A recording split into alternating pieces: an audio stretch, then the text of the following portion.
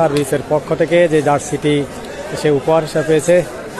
আপনার আইমানকে দেখতে চেয়েছিলেন, আইমানের কথা শুনতে চেয়েছিলেন, আমরা আইমানকে দেখানোর চেষ্টা করেছি। আইমান কিন্তু আমরা আশা করছি জাহান অ্যাম্বুলেন্সের কথা যেমনটা আমরা বলছিলাম যে প্রতিদিনই কিন্তু একটি অ্যাম্বুলেন্স তাদের প্রস্তুত থাকে এবং একটি মেডিকেল টিম স্পন্সর জাহান অ্যাম্বুলেন্স। তো আমরা তাদের যে একটা মেডিকেল টিম কিন্তু মাঠে প্রতিদিনে ওনারা প্রস্তুত রাখেন এবং কোনো এদিকে তো রয়েছেন আরেক প্রিয় কাজল কালো ভাই ক্রীড়া ধারাভাষ্যকার এবং সঞ্চালক জাহান অ্যাম্বুলেন্স সার্ভিসের ক্রীড়া ধারাভাষ্যকার আইমানকে দেখতে চেয়েছেন।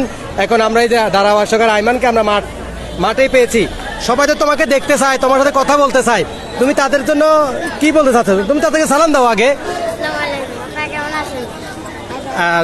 জি আচ্ছা, আমরা হাঁটতে হাঁটতে কথা বলি আইমানের সাথে, আমরা হাঁটতে হাঁটতে কথা বলি।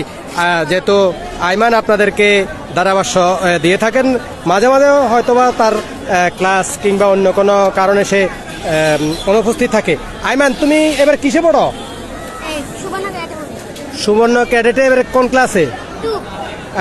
কেজি 2-তে পড়ে সুবর্ণ ক্যাডেটে। আইমান, আমরা যেমনটা জেনেছি যে আইমান নাকি এখানে একটা রশি পেলাম, যাই দ্বিতীয় শ্রেণীতে। আইমান যখন বয়স 4 তখন থেকে তার বাবার কাছ থেকে দেখে দেখে